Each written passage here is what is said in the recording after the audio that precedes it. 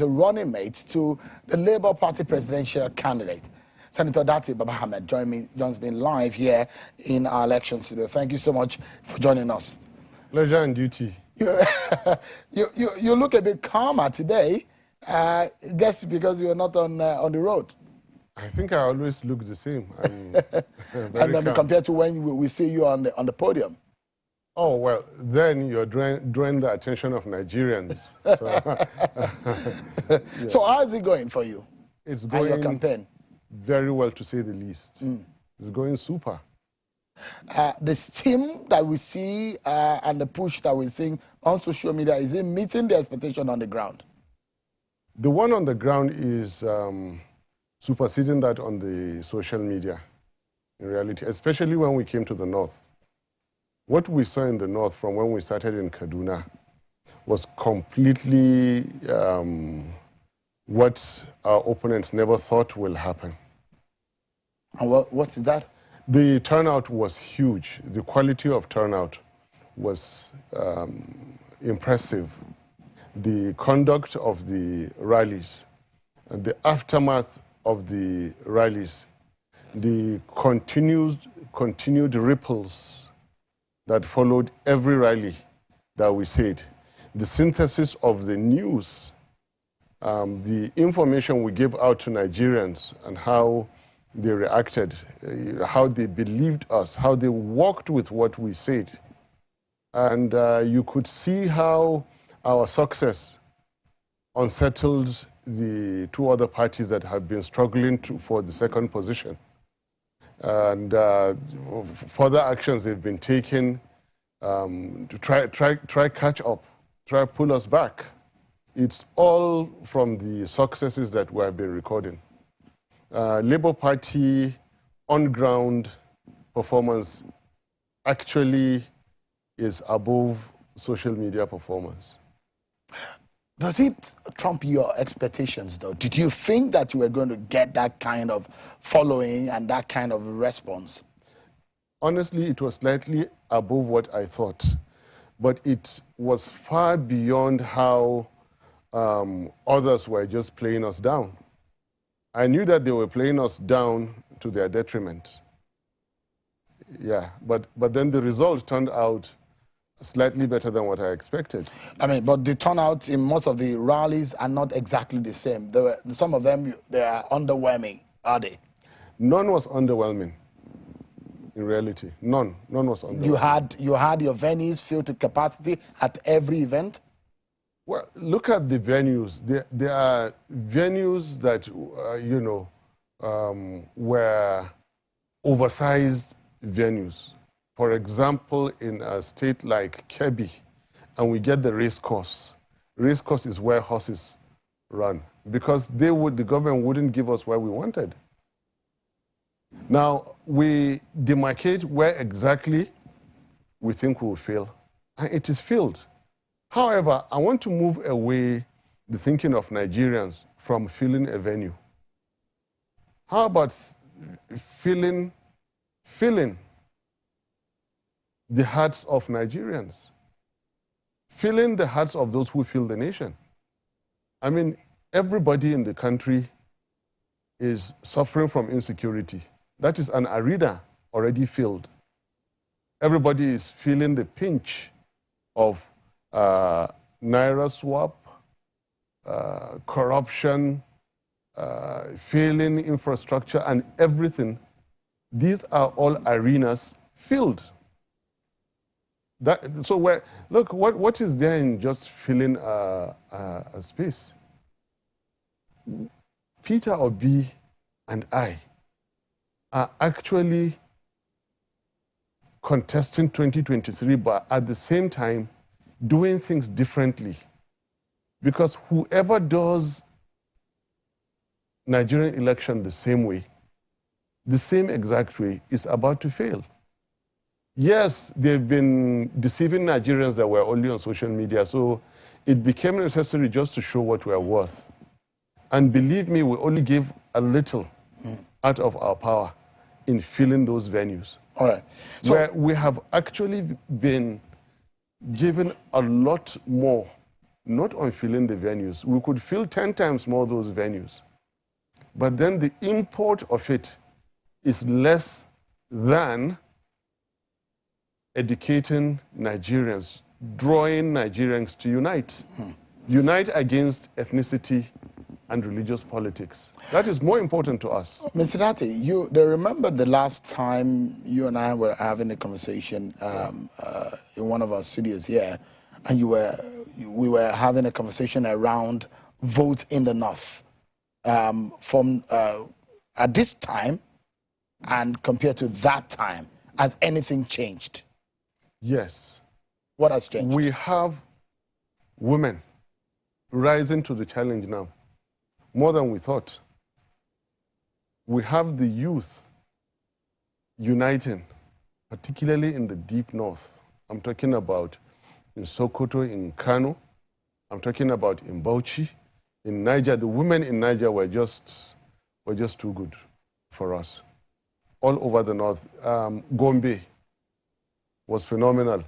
Adamawa was far beyond our expectations. We went to southern Adamawa, Numan, we went to Mubi, we went to southern Gombe, we went to southern Borno. The youth, the energy in the youth in southern Borno is nearly unbelievable. These are the things that have changed. And our politics, like, no one is really asking for money. They are simply asking, please remember us. Remember your promises. We just wanted to see you, to know that you're real, you're alive. That's all they wanted. We were there. All they wanted to see was just to see Peter Obi, hear a little from him, and then, look, just go ahead. Yeah. I'm going to get to the what has changed. What has changed was that the northern Nigerian votes that were waiting to make up the difference, which either of the two other runner-ups were hoping to get, turned out that they are not getting it. The heavy punchers, Kano, for example, is now a watershed of what its votes used to be. In 2015, the 1.9 million votes, Kano, nobody can aspire to have that, which of course Buhari punched Jonathan with, the final blow. Nobody's going to get that in Kano. Kaduna, Katsina and the ungoverned spaces. Kaduna and the rise of the youth. My presence and the increasing awareness of uniting Nigeria. The non-indigens all over northern Kaduna State, in central Kaduna State, and all those things. You think you're going to pull a lot of weight in Kaduna? We have. With the presence we have pulled a lot of weight beyond the comprehension of the two runner-ups.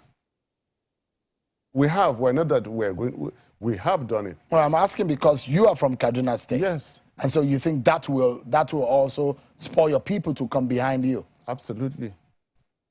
Sure, look at it. During our campaigns, I've been saying this in arithmetic terms. Out of 18 political parties, 15 have more or less, fallen behind. They have actually fallen behind. Out of the 3, 2 have misconfigured themselves to be able to win an election in Nigeria. That leaves only one party standing, leaves only one team standing, Obi and his running mate.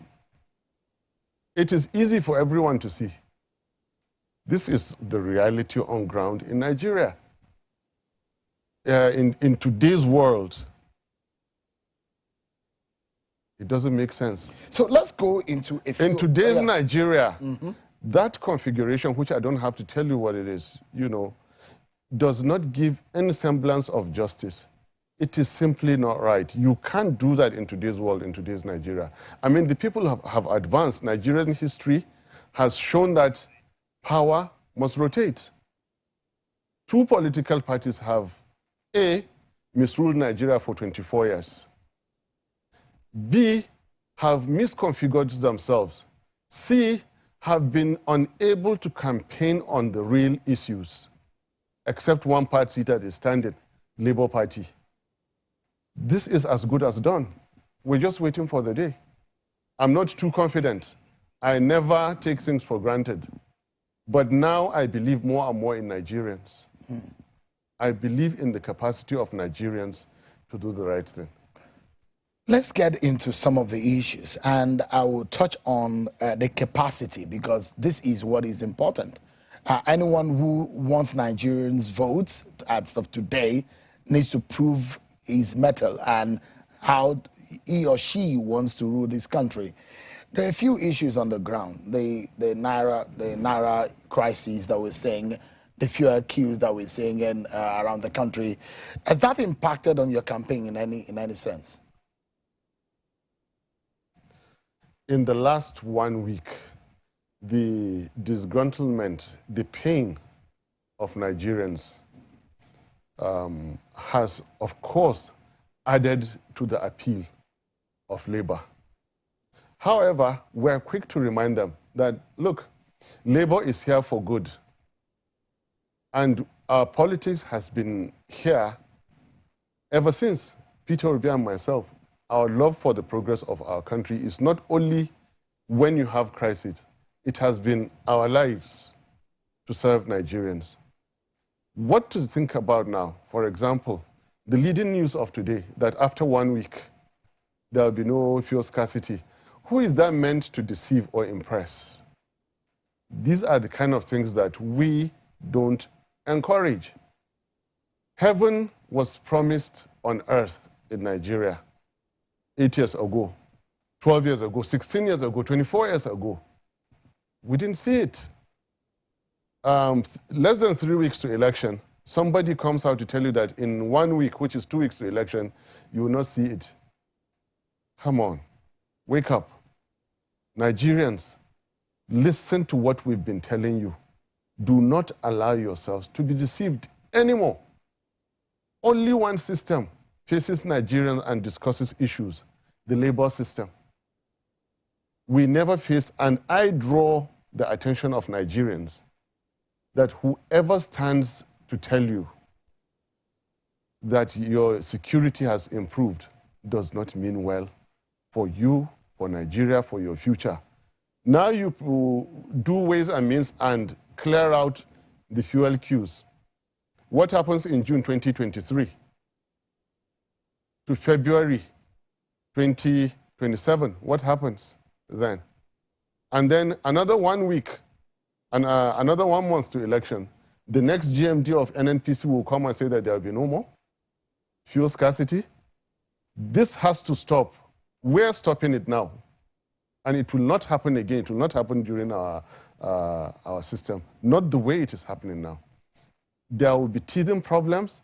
There will be initial, societal initial, administrative initial, political drawbacks, and all those. With time, we'll defeat them and we'll get Nigeria running. There are being questions as to who can do what, who has a track record, how would they, whether or not the Peter Obi Dati pair has what it takes to be able to rule Nigeria with the current situation, lead Nigeria in the present situation. So others can rule, we will lead. So do you have a solution? Assuming you got into office today, for example, the Naira crisis, the Naira swap controversy that is ongoing, what is the position of Obi Dati on that matter? Currency swap is a sovereign matter. Buhari's government is a legitimate one. They were sworn on the Nigerian constitution and they have the powers to do it. However, they don't have the powers to put Nigerians under stress. That's the power that they don't have. They swore to promote our welfare and protect our lives and property. We cannot take away that power from them. And if a preceding government, an outgoing government changes currency, an incoming government to go and change another currency or take it back to the old one, we will just be overheating the system. Changing the currency is not what was promised Nigerians. Improved, stronger Naira was what Nigerians were promised. CBN found itself proliferating its responsibilities. Election and electoral matters have nothing much per se to do with CBN. CBN is monetary policy, not even fiscal policy that they've engaged in severally. So for CBN to engage in anything besides whatever CBN is to do regarding the currency has to be strictly economic, financial, and monetary, not electoral. Be that as it may, they've already done it. Our position is that when we come into power, we will move Nigeria, for example, from consumption to production. We will end fuel subsidy scam. We will end the multiple exchange rates. We will stabilize the Naira, try and improve the exchange rate of the Naira. We will seriously fight corruption to the barest minimum. We'll get Nigeria working.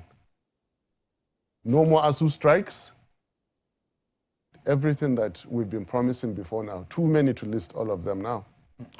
There are those who are also critical about the situation of the country and perhaps trying to... You asked me about capacity.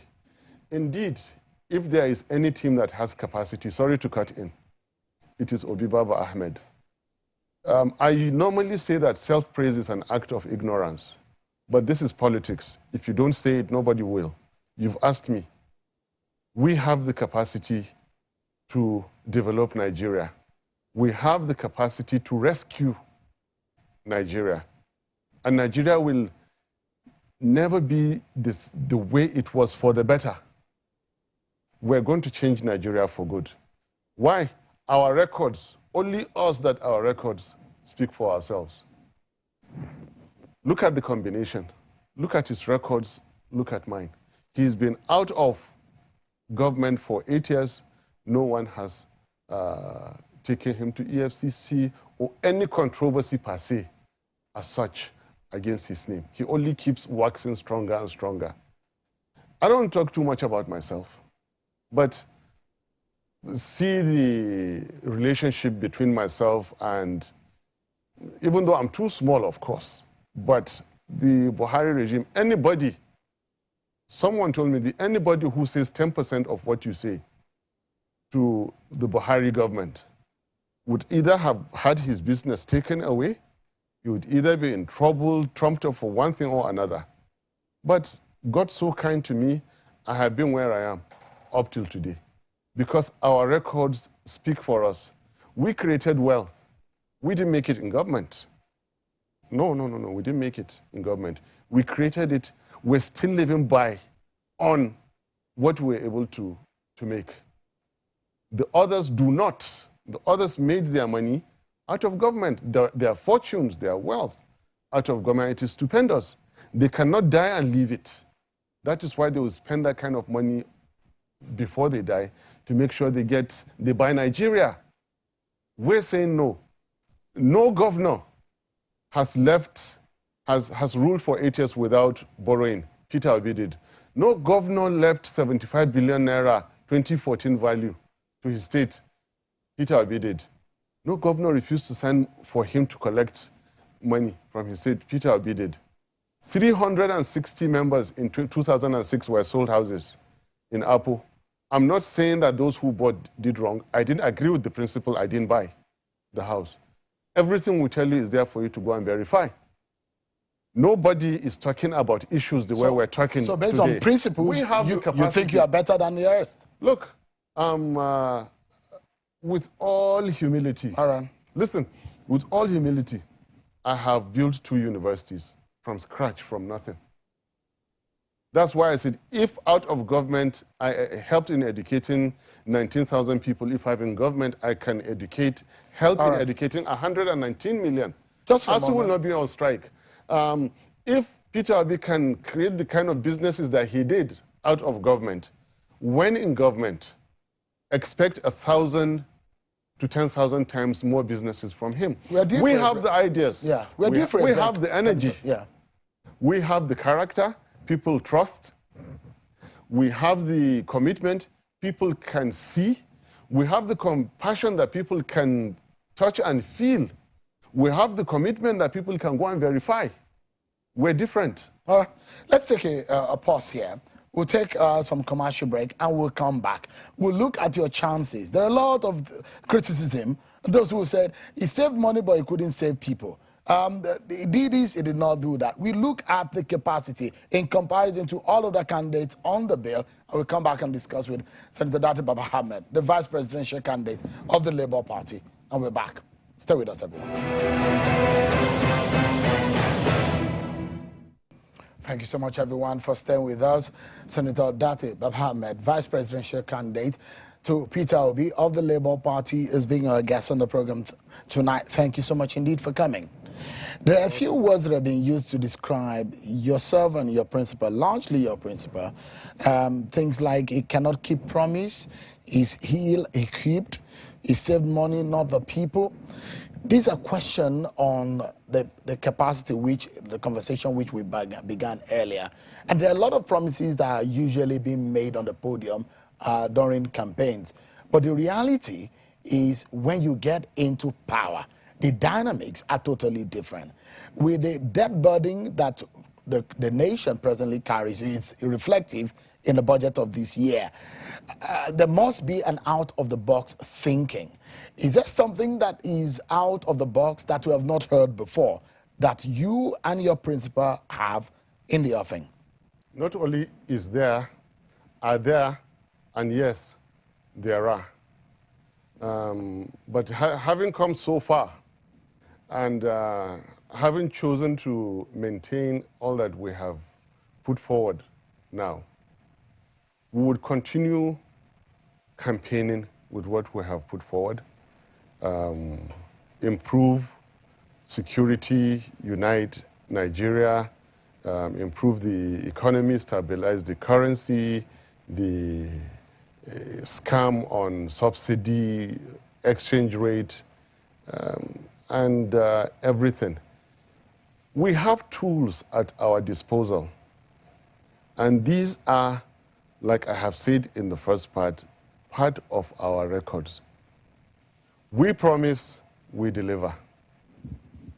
I have said it before. Talk is cheap, talk is easy.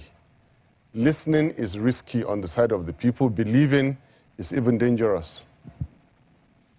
It behoves on the listener to trace back the history and records of who the speaker is, and entirely your responsibility to determine, is this team able to deliver what they said? This is what Nigerians are going to do on 25th February. We have records. Peter Obi's name is well known. Where he came from is well known. Schools he attended, well known. Age is well known. Records are not in doubt whatsoever. The same applies to me. Nothing is in doubt. No international controversy, no court, international criminal court or international criminal case against us. What has been following us? One business name after another business name after another business name. People can always construe out of anything. The people can call white black. They are not asking questions on Peter Obi or me. Those people are putting questions against themselves. What are their motives for asking such questions? Good people are in short supply in a political system like ours. Where do you find the likes of Peter Obi? They come once in a generation. But it's, so some will argue that why do you think that Peter Obi is suddenly so different? He was the running mate in 2019 to the PDP. Good question. Can I give you an answer? Go ahead, please. Good. Why is he different? Because in 2022, he left PDP. He left his ambition in PDP because he could no longer tolerate the commercial nature of PDP. And this was like 24 hours after I did the same. There is always a point in time where you can tolerate so much. It gets to one point that, look, it can't happen anymore. One thing in life is that when you can do, you do. When you can't do but you can say, you say. When you can't even say, you can only lament in your mind, you do. This is what is happening. It got to a point when in 2022, Peter Obi could no longer just be lamenting, he could act. So he acted and left the commercial PDP.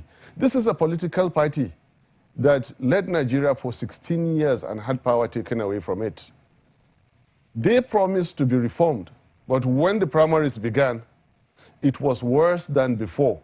There is no way any party that behaves this way, no way absolutely that they can ever fight corruption. It takes me back to my initial question. Yeah. We are in a tough place, Yes. a rocky place as a people. Yes. Beyond the promises, Nigerians want to be assured that you really have the solution. Where will you get the money to run the country? How will you hit the ground running? You say that you want to take Nigeria from consumption to production. That will take some time. What is your timeline? Where would you get the money? What is the creativity that you are bringing on board? In the first 100 days, by the time we solved the problem of subsidy scam, and we're able to deploy Nigeria's wasted funds into healthcare and education, you will begin to feel it. That my principle that I've been speaking about forever, about fair procurement, you will see that the money that Nigeria has already is achieving more, is delivering more.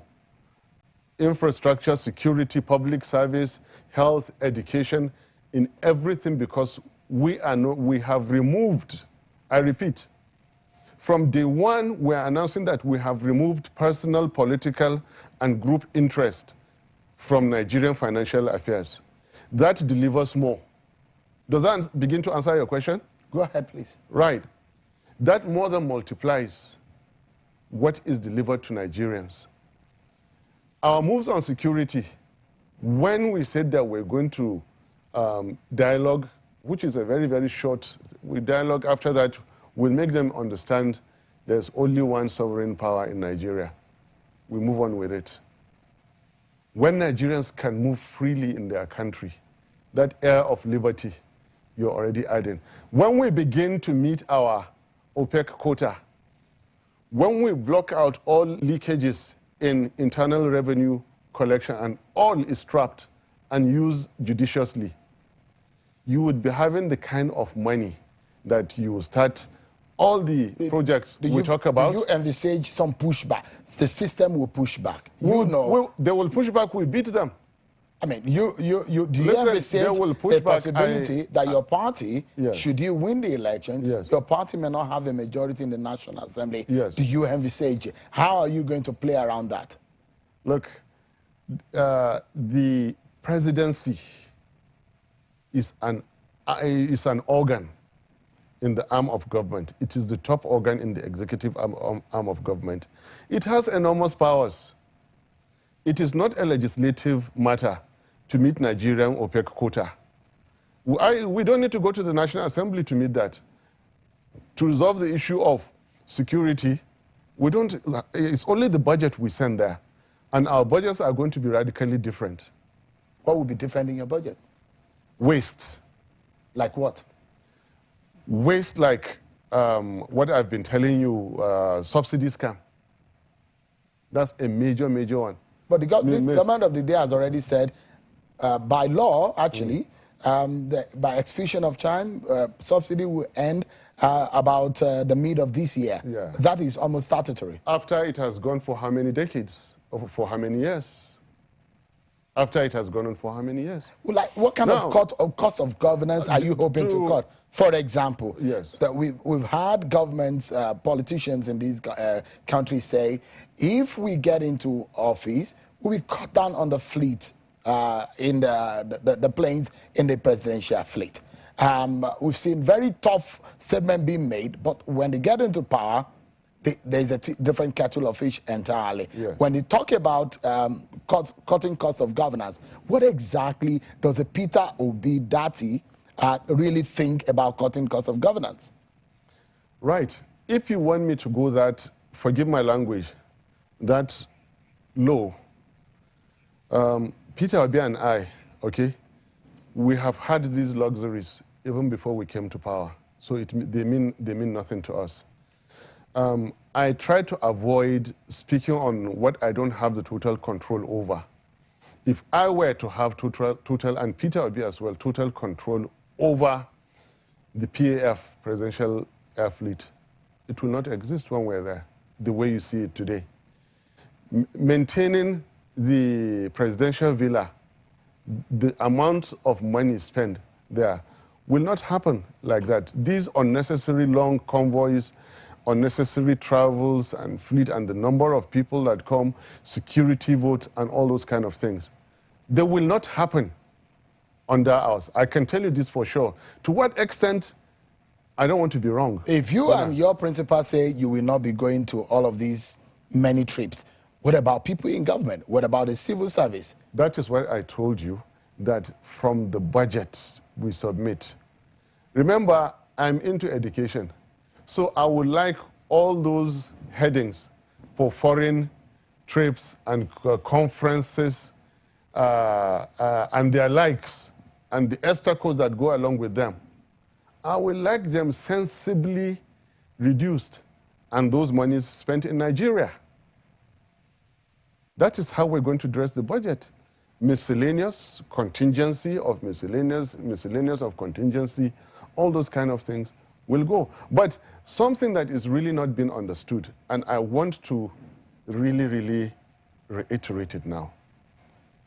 When Peter Obi and I announced and effect the fact that we have removed all personal, group and political interests from the procurement of Nigerian governance, you have already multiplied by a high factor what is coming to Nigerians. That is good governance. No government has done it before. We are ready to do it on 29th of May.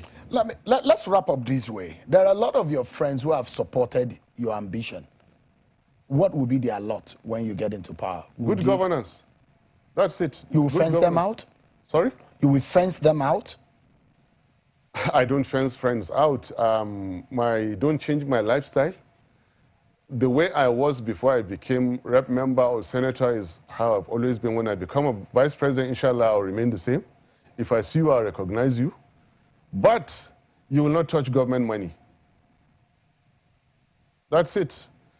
If you have the industry, the enterprise, I will help you. Whoever you are, I don't know you, friend, relative, better not relative. You are a Nigerian and you can stand for yourself. There will be no wealth without enterprise, according to Peter Obi. And I totally agree with him. That's the right way to put it. I was looking for the long way to put it. He says, no wealth without enterprise. On the final note, okay. Senator Dati, yes. Should you and Peter Obi lose this election, would you have a try again?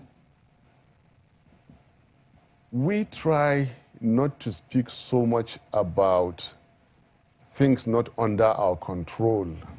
Remember, when in June 2022, when I withdrew from the governorship contest under PDP in Kaduna State, and I walked away from them, on the grounds that they were selling votes, I never thought I would accept to be vice presidential candidate. However, to answer your question, I am worried that if Nigeria does not get the right leadership, don't get me wrong, the right leadership that will rescue Nigeria in 2023, you may look around and not find Nigeria the way it is.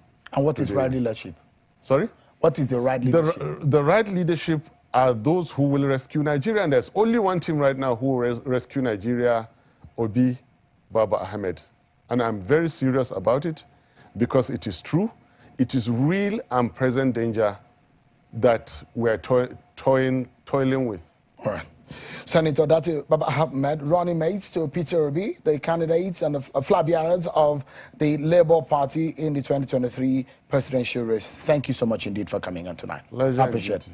I hope to see you again before the election. Anytime. Thank you so much. Anytime.